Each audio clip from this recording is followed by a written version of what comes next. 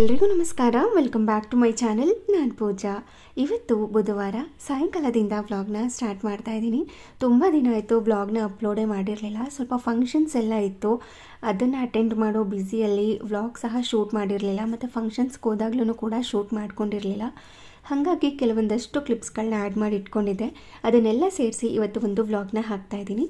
ವಿಡಿಯೋನ ಪೂರ್ತಿ ನೋಡಿ. ಇನ್ ಕೇಸ್ ಈ ವಿಡಿಯೋ ಏನಾದರೂ ಇಷ್ಟ ಆದರೆ, ಯೂಸ್ಫುಲ್ ಅನಿಸಿದ್ರೆ ಪ್ಲೀಸ್ ಒಂದು ಲೈಕ್ ಮಾಡಿ. ಹಾಗೆ ನಿಮ್ಮ ಫ್ರೆಂಡ್ಸ್ ಆ್ಯಂಡ್ ಫ್ಯಾಮಿಲಿಗೆಲ್ಲ ಈ ವಿಡಿಯೋನ ಶೇರ್ ಮಾಡಿ. ಇದು ಬುಧವಾರ ಸಂಜೆ ಏನಾದ್ರೂ ಸಿಂಪಲ್ಲಾಗಿ ನೈಟ್ ಡಿನ್ನರ್ ಮಾಡ್ಕೊಳ್ಳೋಣ ಅಂತ ಮಾಡ್ಕೋತಾ ಇದ್ದೆ. ಅಂದರೆ ರೈಸ್ ಐಟಮ್ನೇ ತಿನ್ನಬೇಕಿತ್ತು, ಆದರೆ ಅನ್ನ ಸಾಂಬಾರು ಥರ ಬೇಡ ಅಂತ ಅನಿಸ್ತಾ ಇತ್ತು. ಅದಕ್ಕೋಸ್ಕರ ಬದನೆಕಾಯಿನ ಬಳಸ್ಕೊಂಡು ಒಂದು ಸಕ್ಕತ್ತಾಗಿರುವಂಥ ಗೊಜ್ಜನ್ನ ಮಾಡ್ಕೋತಾ ಇದ್ದೀನಿ. ಈ ಗೊಜ್ಜು ಏನು ಗೊತ್ತಾ, ಚಪಾತಿಗೂ ಕೂಡ ತುಂಬ ಚೆನ್ನಾಗಿರುತ್ತೆ, ಹಾಗೆ ರೈಸ್ಗೂ ಕೂಡ ಚೆನ್ನಾಗಿರುತ್ತೆ, ದೋಸೆಗೂ ಕೂಡ ತುಂಬಾ ಚೆನ್ನಾಗಿರುತ್ತೆ, ಹಾಗೆ ಅಕ್ಕಿ ರೊಟ್ಟಿ ರಾಗಿ ರೊಟ್ಟಿಗೂ ಕೂಡ ಚೆನ್ನಾಗಿರುತ್ತೆ. ತುಂಬ ಸಿಂಪಲ್ಲಾಗಿ ಮಾಡ್ಕೋಬೋದು, ಸಕ್ಕ ಟೇಸ್ಟಿಯಾಗಿರುತ್ತೆ. ಅದಕ್ಕೆ ಬದನೆಕಾಯಿನ ಎತ್ತಿಟ್ಕೊಂಡಿದ್ದೀನಿ. ಹಾಗೆ ಟೊಮ್ಯಾಟೊನೂ ಕೂಡ ಬೇಕು, ಈರುಳ್ಳಿ ಸಹ ಬೇಕು. ಅದನ್ನೆಲ್ಲ ಒಂದ್ಸಾರಿ ವಾಶ್ ಮಾಡ್ಕೋತಾ ಇದ್ದೀನಿ. ಅಂದರೆ ಫ್ರಿಜ್ನಲ್ಲಿ ಸ್ಟೋರ್ ಮಾಡ್ಕೊಳ್ಳೋದಕ್ಕಿಂತ ಮುಂಚೆನೇ ಒಂದ್ಸಾರಿ ವಾಶ್ ಮಾಡಿ ಇಟ್ಟಿರ್ತೀನಿ. ನಂತರ ಅಂದರೆ ಫ್ರಿಜ್ಜಿಂದ ತೆಗೆದ ನಂತರ ಇನ್ನೊಂದು ಸಾರಿ ಈ ಥರ ವಾಶ್ ಮಾಡಿಕೊಂಡು ಅದಾದ ನಂತರ ಕಟ್ ಮಾಡ್ಕೊಳ್ಳೋದಕ್ಕೆ ರೆಡಿ ಮಾಡ್ಕೋತೀನಿ. ಇದಕ್ಕೆ ಈ ಥರ ಬದನೆಕಾಯಿ ಆದ್ರೂ ಬಳಸ್ಕೋಬೋದು. ಇಲ್ಲ ಅಂತಂದರೆ ಮೈಸೂರು ಬದನೆಕಾಯಿ, ಅಂದರೆ ನಾವು ವಾಂಗಿಬಾತ್ಗೆಲ್ಲ ಹಾಕ್ತೀವಲ್ವ, ಹಸಿರು ಬದನೆಕಾಯಿ, ಅದನ್ನಾದ್ರೂ ಬಳಸ್ಕೋಬೋದು. ಈ ಬದನೆಕಾಯಿನ ಎಷ್ಟು ಸಣ್ಣದಾಗಿ ಕಟ್ ಮಾಡ್ಕೊಳ್ಳೋದಕ್ಕೆ ಸಾಧ್ಯನೋ ಅಷ್ಟು ಸಣ್ಣದಾಗಿ ಕಟ್ ಮಾಡ್ಕೋಬೇಕು. ಅಂದರೆ ಇದನ್ನು ಸೆಪ್ರೇಟಾಗಿ ಬೇಯಿಸ್ಕೊಂಡು ಸೇರಿಸ್ಕೊಳ್ಳೋದೇನೂ ಇಲ್ಲ. ಒಗ್ಗರಣೆನಲ್ಲಿನೇ ಬೇಯಿಸ್ಕೊಳ್ಳೋದ್ರಿಂದ ಸ್ವಲ್ಪ ದಪ್ಪ ದಪ್ಪ ಆದರೆ ಬೇಯೋದು ಜಾಸ್ತಿ ಟೈಮ್ ತೊಗೊಳುತ್ತೆ. ಹಾಗೆ ಕೆಲವ್ರಿಗೆ ಬದನೆಕಾಯಿ ತಿನ್ನೋದಕ್ಕೆ ಇಷ್ಟ ಇರಲ್ಲ ನೋಡಿ, ಅವರಿಗಂತೂ ಬಾಯಿಗೆ ಸಿಗ್ತಾ ಇರುತ್ತಲ್ವ. ಅದಕ್ಕೋಸ್ಕರ ಅದನ್ನು ದಪ್ಪದಾಗಿ ಕಟ್ ಮಾಡ್ಕೊಳ್ಳೋದಕ್ಕಿಂತ ಈ ರೀತಿ ಎಷ್ಟು ಸಣ್ಣದಾಗಿ ಕಟ್ ಮಾಡ್ಕೋಬೋದು ಅಷ್ಟು ಸಣ್ಣದಾಗಿ ಕಟ್ ಮಾಡಿಕೊಂಡ್ರೆ ಅದು ಬೆಂದಾಗ ಎಲ್ಲ ಮ್ಯಾಶ್ ಥರ ಆಗಿಬಿಡುತ್ತಲ್ವ, ಅವ್ರಿಗೆ ಗೊತ್ತೇ ಆಗಲ್ಲ ಇದು ಬದನೆಕಾಯಿ ಗೊಜ್ಜು ಅಂತ. ಅದಕ್ಕೋಸ್ಕರ ಈ ಥರ ಮಾಡ್ತಾಯಿದ್ದೀನಿ. ನಮ್ಮನೆಯಲ್ಲಿ ನಾನು ನಮ್ಮತ್ತೆ ತಿಂತೀವಿ ಈ ಎಣ್ಣೆಗಾಯಿ ಮತ್ತು ಈ ಥರ ಬದನೆಕಾಯಿ ಗೊಜ್ಜು ಪಲ್ಯ ಎಲ್ಲ. ನನ್ನ ಹಸ್ಬೆಂಡ್ ತಿನ್ನಲ್ಲ, ಅವರಿಗೋಸ್ಕರ ಅವ್ರಿಗೆ ಗೊತ್ತಾಗಲೇಬಾರ್ದು ಅಂತ ಈ ಥರ ಮಾಡಿದೆ. ಬಟ್ ಅವ್ರಿಗೆ ಗೊತ್ತಾಗ್ಬಿಡುತ್ತೆ ಬದನೆಕಾಯಿ ಟೇಸ್ಟು. ಅಂದರೆ ಒಂದೊಂದೇ ದಪ್ಪ ದಪ್ಪದಾಗಿ ಬದನೆಕಾಯಿ ಓಳ್ಗಳು ಸಿಗೋದಕ್ಕಿಂತ ಈ ರೀತಿ ಮ್ಯಾಶ್ ಆದರೆ ಚೆನ್ನಾಗಿರುತ್ತೆ ಅಂತ ಅನಿಸ್ತು. ಹಾಗಾಗಿ ಈ ಥರ ಮಾಡ್ಕೋತಾ ಇದ್ದೀನಿ. ಇದನ್ನು ತುಂಬ ಸರಿ ಟ್ರೈ ಮಾಡಿದ್ದೀನಿ. ನಾರ್ಮಲಾಗಿ ಮಾಡ್ತಾ ಇದ್ದಾಗ ಹೇಗೆ ಅಂತ ಅಂದರೆ ಸ್ವಲ್ಪ ಸಾಂಬಾರಿಗೆಲ್ಲ ಕಟ್ ಮಾಡ್ಕೋತೀನಲ್ವ, ಆ ಥರ ಮಾಡ್ತಾಯಿದ್ದೆ. ಬಟ್ ಇವತ್ತು ತುಂಬ ಸಣ್ಣದಾಗಿ ಕಟ್ ಮಾಡ್ಕೊಂಡು ಮಾಡ್ಕೋತಾ ಇದ್ದೀನಿ. ಈ ಥರ ಬದನೆಕಾಯಿನ ಕಟ್ ಮಾಡಿಕೊಂಡು ನೀರಿನಲ್ಲಿ ಹಾಕಿ ಎತ್ತಿಟ್ಕೊಂಡಿದ್ದೀನಿ, ಇಲ್ಲಾಂದರೆ ಅದು ಕಪ್ಪಾಗೋ ಚಾನ್ಸಸ್ ಇರುತ್ತೆ. ಹಾಗೆಯೇ ಇದಕ್ಕೆ ಈರುಳ್ಳಿ ಮತ್ತು ಟೊಮ್ಯಾಟೊ ಸಹ ಬೇಕಾಗುತ್ತೆ. ಅದು ಕೂಡ ಸ್ವಲ್ಪ ಜಾಸ್ತಿ ಕ್ವಾಂಟಿಟಿಯಲ್ಲೇ ತೊಗೊಂಡಿದ್ದೀನಿ. ಯಾಕೆಂದರೆ ಇದನ್ನು ಗೊಜ್ಜು ಥರ ಮಾಡ್ತಾ ಇರೋದ್ರಿಂದ ಸ್ವಲ್ಪ ಜಾಸ್ತಿನೇ ಬೇಕಾಗುತ್ತೆ. ತೆಳುವಾಗಿ ಮಾಡಿಕೊಂಡ್ರೆ ಕಡಿಮೆ ಕ್ವಾಂಟಿಟಿಯಲ್ಲೂ ಸಹ ಮಾಡ್ಕೋಬೋದು. ಗೊಜ್ಜು ಥರ ಗಟ್ಟಿಯಾಗಿ ಮಾಡ್ಕೊಳ್ಳೋದ್ರಿಂದ ಎಲ್ಲ ಪದಾರ್ಥಗಳು ಜಾಸ್ತಿ ಹಾಕಿ ಮಾಡಿಕೊಂಡ್ರೇ ಚೆನ್ನಾಗಿರುತ್ತೆ. ಹಾಗಾಗಿ 2 ಈರುಳ್ಳಿನ ಸಣ್ಣದಾಗಿ ಕಟ್ ಮಾಡಿ ಎತ್ತಿಟ್ಕೊಂಡಿದ್ದೀನಿ. ಹಾಗೆ 3 ಟೊಮ್ಯಾಟೊ ಅಥವಾ 4 ಟೊಮ್ಯಾಟೊನೂ ಕೂಡ ಎಷ್ಟು ಸಣ್ಣದಾಗಿ ಕಟ್ ಮಾಡ್ಕೊಳ್ಳೋದಕ್ಕೆ ಸಾಧ್ಯನೋ ಅಷ್ಟು ಸಣ್ಣದಾಗಿ ಕಟ್ ಮಾಡ್ಕೋತಾ ಇದ್ದೀನಿ. ಇನ್ನು ಇದಕ್ಕೆ ಸ್ವಲ್ಪ ಕರಿಬೇವಿನ ಸೊಪ್ಪು, ಕೊತ್ತಂಬರಿ ಸೊಪ್ಪು ಇದು ಕೂಡ ಬೇಕಾಗುತ್ತೆ. ಅದನ್ನು ಕೂಡ ಕಟ್ ಮಾಡಿ ರೆಡಿ ಮಾಡ್ಕೋತಾ ಇದ್ದೀನಿ.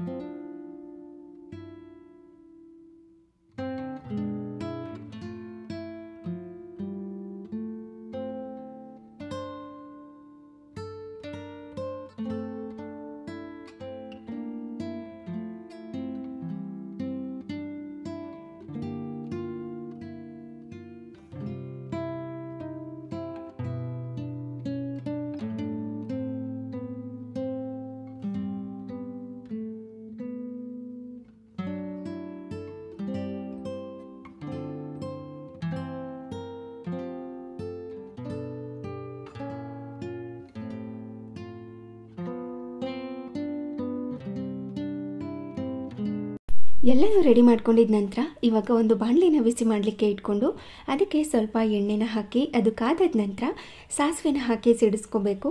ನಂತರ ಸ್ವಲ್ಪ ಜೀರಿಗೆ, ಸ್ವಲ್ಪ ಮೆಂತ್ಯ ಕಾಳುಗಳನ್ನ ಹಾಕ್ಕೊಂಡಿದ್ದೀನಿ. ಮೆಂತ್ಯ ಕಂಪ್ಲೀಟ್ಲಿ ಆಪ್ಷನಲ್, ಬೇಕಿದ್ದರೆ ಹಾಕ್ಕೋಬೋದು, ಇಲ್ಲಾಂದರೆ ಸ್ಕಿಪ್ ಮಾಡ್ಕೋಬೋದು. ನಂತರ ಅದನ್ನು ಸ್ವಲ್ಪ ಹೊತ್ತು ಫ್ರೈ ಮಾಡಿಕೊಂಡು ಅದಾದ ನಂತರ ಸಣ್ಣದಾಗಿ ಹೆಚ್ಚಿಟ್ಕೊಂಡಿರುವಂಥ ಈರುಳ್ಳಿನ ಹಾಕಿ, ಹಾಗೆ ಇದಕ್ಕೆ ಕರಿಬೇವಿನ ಸೊಪ್ಪನ್ನು ಕೂಡ ಸೇರಿಸ್ಕೊಂಡು ಸ್ವಲ್ಪ ಹೊತ್ತು ಇದನ್ನು ಫ್ರೈ ಮಾಡ್ಕೊಬೇಕು ಅಷ್ಟೇ. 1-2 ನಿಮಿಷ ಫ್ರೈ ಮಾಡಿಕೊಂಡ್ರೆ ಸಾಕು.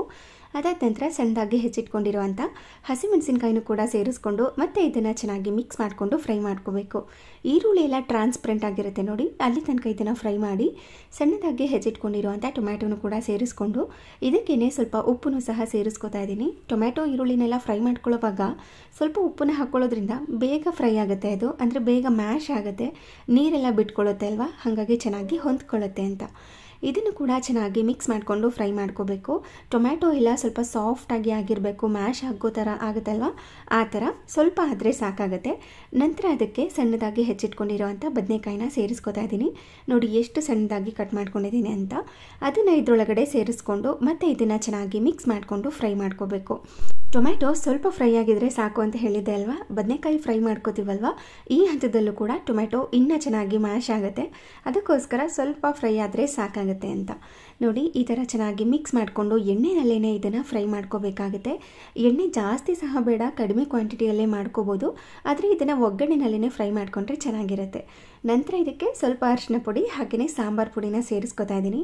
ಸಾಂಬಾರು ಪುಡಿ ಇಲ್ಲ ಅಂತಂದರೆ ಅಚ್ಕಾರದ ಪುಡಿ ಮತ್ತು ಧನಿಯಾ ಪುಡಿ ಎರಡನ್ನೂ ಮಿಕ್ಸ್ ಮಾಡಿಕೊಂಡು ಸಹ ಸೇರಿಸ್ಕೋಬೋದು. ನಾವು ಹೇಗೆ ಅಂತಂದರೆ ಸಾಂಬಾರು ಪುಡಿ ಅಂದರೆ ಒಂದೇ ಇರುತ್ತೆ, ಕೆಲವರು ಧನಿಯಾ ಪುಡಿ ಬೇರೆ ಮತ್ತು ಅಚ್ಕಾರದ ಪುಡಿ ಬೇರೆ ಸೆಪ್ರೇಟಾಗಿ ಮಾಡಿಟ್ಕೊಂಡಿರ್ತೀರಲ್ವ, ಅಂಥವರು ಎರಡನ್ನೂ ಕೂಡ ಹಾಕಿ ಚೆನ್ನಾಗಿ ಮಿಕ್ಸ್ ಮಾಡ್ಕೋಬೇಕು. ನಂತರ ಇದಕ್ಕೆ ರುಚಿಗೆ ತಕ್ಕಷ್ಟು ಉಪ್ಪನ್ನು ಸೇರಿಸಿ ಸ್ವಲ್ಪ ಹುಣಸೆ ಹಣ್ಣಿನ ರಸನ ಹಾಕೋತಾ ಇದ್ದೀನಿ. ಟೊಮ್ಯಾಟೊನೂ ಕೂಡ ಹುಳಿ ಇರುತ್ತೆ, ಆದರೆ ಹುಣಸೆ ಹಣ್ಣಿನ ರಸ ಹಾಕ್ಕೊಂಡ್ರೆ ಚೆನ್ನಾಗಿ ಹೊಂದ್ಕೊಳ್ಳುತ್ತೆ ಮತ್ತು ಟೇಸ್ಟ್ ಕೂಡ ನೆಕ್ಸ್ಟ್ ಲೆವೆಲಲ್ಲಿ ಇರುತ್ತೆ, ತುಂಬಾ ಚೆನ್ನಾಗಿ ಬರುತ್ತೆ ಇದು, ಅದಕ್ಕೋಸ್ಕರ ಹುಣಸೆ ಹಣ್ಣಿನ ರಸನೂ ಕೂಡ ಸೇರಿಸ್ಕೊಂಡಿದ್ದೀನಿ. ನಂತರ ಇದಕ್ಕೆ ಸ್ವಲ್ಪ ಬೆಲ್ಲನೂ ಸಹ ಸೇರಿಸ್ಕೊಂಡು ಇನ್ನೊಮ್ಮೆ ಇದನ್ನು ಚೆನ್ನಾಗಿ ಮಿಕ್ಸ್ ಮಾಡ್ಕೊಂಡಿದ್ದೀನಿ. ಇದಕ್ಕೆ ಎಕ್ಸ್ಟ್ರಾ ನೀರು ಏನೂ ಹಾಕ್ಕೊಂಡಿಲ್ಲ, ಬರೀ ಹುಣಸೆ ಹಣ್ಣಿನ ರಸ ಮಾತ್ರ ಹಾಕ್ಕೊಂಡಿರೋದಷ್ಟೇ. ಮತ್ತು ಇದನ್ನು ಮಿಕ್ಸ್ ಮಾಡಿಕೊಂಡು ಒಂದು ಲಿಡ್ಡನ್ನು ಕ್ಲೋಸ್ ಮಾಡಿ ಇದನ್ನು ಸಿಮ್ನಲ್ಲೇ ಇಟ್ಕೊಂಡು ಒಂದು 10ರಿಂದ 15 ನಿಮಿಷ ಬೇಯಿಸ್ಕೊಂಡ್ರೆ ಸಾಕು. ಆವಾಗ ಇನ್ನೂ ಚೆನ್ನಾಗಿ ಹೊಂದ್ಕೊಂಡಿರುತ್ತೆ. ಬೆಲ್ಲ ಏನಕ್ಕೆ ಹಾಕ್ಕೋಬೇಕು ಅಂತಂದರೆ ಸ್ವಲ್ಪ ಬದನೆಕಾಯಿ ಒಗ್ಗು ಥರ ಇರುತ್ತೆ, ಕೆಲವ್ರಿಗೆ ಟೇಸ್ಟ್ ಗೊತ್ತಿರುತ್ತೆ, ಸಾಮಾನ್ಯವಾಗಿ ಸ್ವಲ್ಪ ಬದನೆಕಾಯಿ ಒಗ್ಗರು ಥರ ಇರುತ್ತೆ, ಅದಕ್ಕೋಸ್ಕರ ಬೆಲ್ಲನ ಹಾಕ್ಕೊಂಡ್ರೆ ಆ ಟೇಸ್ಟ್ ಎಲ್ಲ ಬ್ಯಾಲೆನ್ಸ್ ಆಗುತ್ತೆ ಅಂತ. ಹಾಗೆಯೇ ಕೊನೆಯಲ್ಲಿ ಇದಕ್ಕೆ ಸ್ವಲ್ಪ ಬೆಳ್ಳುಳ್ಳಿನ ಫ್ರೈ ಮಾಡ್ಕೊಂಡು ಸೇರಿಸಿ ಹಾಗೆ ಸಣ್ಣದಾಗಿ ಹೆಚ್ಚಿಟ್ಕೊಂಡಿರುವಂಥ ಕೊತ್ತಂಬರಿ ಸೊಪ್ಪನ್ನು ಕೂಡ ಹಾಕ್ಕೊಂಡಿದ್ದೀನಿ. ಬೆಳ್ಳುಳ್ಳಿನ ಫ್ರೈ ಮಾಡ್ಕೊಳ್ಳೋವಾಗ ಸ್ವಲ್ಪ ಹಿಂಗನ್ನು ಕೂಡ ಸೇರಿಸ್ಕೊಂಡಿದ್ದೆ. ಈ ಥರ ಕೊನೆಯಲ್ಲಿ ಹಾಕ್ಕೊಂಡ್ರೆ ಇನ್ನು ಟೇಸ್ಟ್ ಚೆನ್ನಾಗಿರುತ್ತೆ. ನಿಮಗೆ ಬೇಡ ಕೊನೆಯಲ್ಲಿ ಹಾಕ್ಕೊಳ್ಳೋದು ಬೇಡ ಅಂತಂದರೆ ಒಗ್ಗರಣೆನಲ್ಲೇ ಹಾಕಿ ಬೇಯಿಸ್ಕೋಬೋದು. ಇವಾಗ ಪರ್ಫೆಕ್ಟ್ ಆಗಿರುವಂತಹ ಬದನೆಕಾಯಿ ಗೊಜ್ಜು ರೆಡಿಯಾಗಿರುತ್ತೆ, ತುಂಬ ಚೆನ್ನಾಗಿರುತ್ತೆ. ರೈಸ್ಗೆ, ನಾನು ಮೊದಲೇ ಹೇಳ್ದಂಗೆ ಚಪಾತಿ, ರೊಟ್ಟಿ, ದೋಸೆಗೆಲ್ಲ ತುಂಬ ಚೆನ್ನಾಗಿರುತ್ತೆ. ಒಮ್ಮೆ ಟ್ರೈ ಮಾಡಿ ನೋಡಿ, ನಿಮಗೂ ಕೂಡ ಇಷ್ಟ ಆಗ್ಬೋದು. ನಾನು ಇದನ್ನು ಸ್ವಲ್ಪ ಗಟ್ಟಿಯಾಗಿ ಮಾಡ್ಕೊಂಡಿದ್ದೀನಿ. ನಿಮಗೆ ಈ ಥರ ಗಟ್ಟಿಯಾಗಿ ಇಷ್ಟ ಆಗೋದಿಲ್ಲ ಅಂದರೆ ಸ್ವಲ್ಪ ಹುಣಸೆ ಹಣ್ಣಿನ ರಸಕ್ಕೆ ಜಾಸ್ತಿ ನೀರನ್ನು ಹಾಕಿ ಕಲಸಿ ಸ್ವಲ್ಪ ತೆಳುವಾಗಿ ಸಹ ಮಾಡ್ಕೋಬೋದು. ಕನ್ಸಿಸ್ಟೆನ್ಸಿ ನಿಮಗೆ ಹೆಂಗೆ ಬೇಕೋ ಆ ರೀತಿ ಅಡ್ಜಸ್ಟ್ ಮಾಡ್ಕೋಬೋದು. ಕೆಲವ್ರು ಗಟ್ಟಿಯಾಗಿದ್ದರೆ ಇಷ್ಟ ಆಗುತ್ತೆ, ಕೆಲವ್ರಿಗೆ ತೆಳುವಾಗಿದ್ದರೆ ಇಷ್ಟ ಆಗುತ್ತೆ, ನಿಮ್ಗೆ ಹೆಂಗೆ ಬೇಕೋ ಆ ರೀತಿ ಮಾಡ್ಕೊಳ್ಳಿ. ನಿಜವಾಗ್ಲೂ ತುಂಬ ಅಂದರೆ ತುಂಬಾ ಚೆನ್ನಾಗಿರುತ್ತೆ. ವ್ಲಾಗ್ನ ಕಂಟಿನ್ಯೂ ಮಾಡೋದಕ್ಕೆ ಆಗಲಿಲ್ಲ, ತುಂಬ ದಿನ ಆಗಿತ್ತು. ಹಾಗೆ ಇದು ಕಡೆ ಕಾರ್ತಿಕ ಸೋಮವಾರ ಬೆಳಿಗ್ಗೆ ವ್ಲಾಗ್ನ ಸ್ಟಾರ್ಟ್ ಮಾಡಿದ್ದೀನಿ. ಅಂದರೆ ಕಡೆ ಕಾರ್ತಿಕ ಅಲ್ವಾ, ಸ್ವಲ್ಪ ಮನೆಯೆಲ್ಲ ಕ್ಲೀನ್ ಮಾಡಿಕೊಂಡು ಪೂಜೆ ಎಲ್ಲ ಮಾಡ್ಕೊಳ್ಳೋದಿತ್ತು. ಸ್ವಲ್ಪ ವಿಶೇಷವಾಗಿಯೇ ಇರುತ್ತೆ ಪೂಜೆ, ಸ್ವಲ್ಪ ಹಬ್ಬ ಥರನೇ ಅಲ್ವಾ, ಹಾಗಾಗಿ ವ್ಲಾಗ್ನ ಕಂಟಿನ್ಯೂ ಯಾಕೆ ಮಾಡೋದಕ್ಕಾಗಿರಲಿಲ್ಲ ಅಂದರೆ ಸ್ವಲ್ಪ ಮದುವೆಗಳಿತ್ತು, ಹಾಗೆ ಫಂಕ್ಷನ್ಸ್ಗಳು ಸಹ ಇತ್ತು, ಅಲ್ಲಿಗೆಲ್ಲ ಹೋಗಿ ಬಂದು ಟಯರ್ಡ್ ಕೂಡ ಆಗ್ತಿತ್ತು. ವ್ಲಾಗ್ನ ಕಂಟಿನ್ಯೂ ಮಾಡೋದಕ್ಕೂ ಆಗ್ತಾ ಇರಲಿಲ್ಲ, ಹಾಗೆಯೇ ವ್ಲಾಗ್ನ ಶೂಟ್ ಮಾಡೋದಕ್ಕೂ ಕೂಡ ಆಗ್ತಾ ಇರಲಿಲ್ಲ. ಹಾಗಾಗಿ ವೀಡಿಯೋಗಳನ್ನ ಅಪ್ಲೋಡ್ ಮಾಡಿರಲಿಲ್ಲ ಅಷ್ಟೇ. ತುಂಬ ಜನ DM ಮಾಡಿದ್ರಿ, ಯಾಕೆ ಪೂಜಾ ವೀಡಿಯೋನೇ ಹಾಕ್ತಾಯಿಲ್ಲ, ತುಂಬ ದಿನ ಆಯಿತು ಅಂತ. ಆಲ್ಮೋಸ್ಟ್ ಒನ್ ವೀಕ್ ಆಗಿರಬೇಕು ಅಂತ ಅಂದ್ಕೊತೀನಿ ವೀಡಿಯೋನೆಲ್ಲ ಹಾಕಿ. ಹಾಗಾಗಿ ಇವತ್ತು ವ್ಲಾಗ್ನ ಶೂಟ್ ಮಾಡಿದೆ, ಅದನ್ನು ಕೂಡ ಶೇರ್ ಮಾಡ್ತಾ ಇದ್ದೀನಿ. ಚುಕ್ಕಿ ರಂಗೋಲಿ ಹಾಕ್ತಾ ಇದ್ದೀನಿ ಇವತ್ತಿನ ರಂಗೋಲಿ ಹೇಗಿದೆ ಅಂತ ಕಮೆಂಟ್ ಮಾಡಿ ತಿಳಿಸಿ. ಇದೆಲ್ಲ ಆದ ನಂತರ ದೇವ್ರ ಮನೆ ಎಲ್ಲ ಕ್ಲೀನ್ ಮಾಡಿಕೊಂಡು ಪೂಜೆ ಎಲ್ಲ ಇರುತ್ತೆ, ಅದನ್ನು ಕೂಡ ಶೇರ್ ಮಾಡಿದ್ದೀನಿ, ಎಲ್ಲೂ ಕೂಡ ಸ್ಕಿಪ್ ಮಾಡಿದೆ ನೋಡಿ.